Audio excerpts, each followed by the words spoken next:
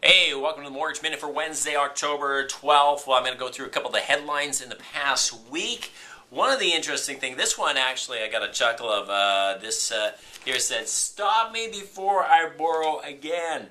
With the lower interest rates, Canadians are going out there and they're still borrowing and consuming. And of course, that fuels government concerns that we're going to be borrowing too much and overspending and all that, getting into too much debt. And that fueled concerns last Mortgage Minute when I talked about the fact that the government, and Jim Flaherty in particular, may come in with some new rules, tightening mortgage rules. However, he came out in a speech in New York City on Wednesday and said Flaherty rules out mortgage rule tightening. In other words, he's indicating that we will not see tighter rules in the spring, which we had all kind of expected. I guess the bottom line that Flaherty is seeing is that the Canadian economy is going to have its own slowdown and doesn't need the government to slow it down further. And of course, as we always talk about, it seems like I could put this headline up every week.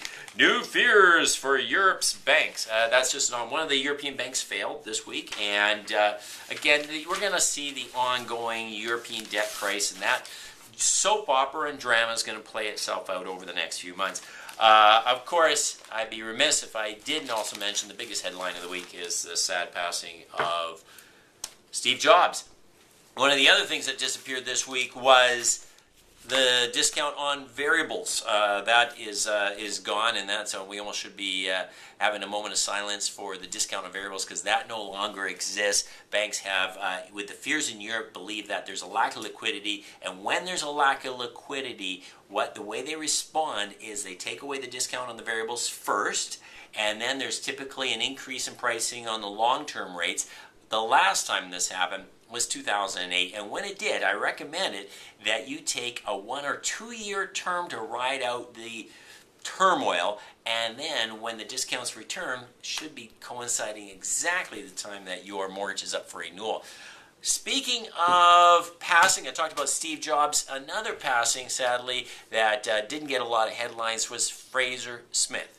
The person who created the Smith Maneuver passed away on September 25th at age 73 of cancer. So I want to send a kudos to Mr. Smith for what he helped enlighten a lot of Canadians to, was the ability to have a tax-deductible mortgage strategy called the Smith Maneuver. Really quickly touch on that. That is where you create a mortgage and line of credit combination that is re-advanceable, so that every time, so for example, you have a mortgage on one side, line of credit on the other, and every time you make a payment on your mortgage, the debt that gets reduced gets automatically re-advanced to the line of credit side, so that as you pay down debt on the mortgage, which is not tax deductible, the equity gets re-advanced into a line of credit. And when the line of credit is used for an investment that has the intention of making money, the interest on that line of credit is tax deductible. Okay, so that's the Fraser Smith's contribution to us, and again, sadly, recognizing his passing, but we are left with his legacy, which is the Smith Maneuver. And the important thing, if you are looking to take advantage of the Smith Maneuver and make your principal residence tax deductible, you need to have the right tool. To get the right tool, contact us, peterkinch.com. That's your Mortgage Minute for October 12th. Have a great week.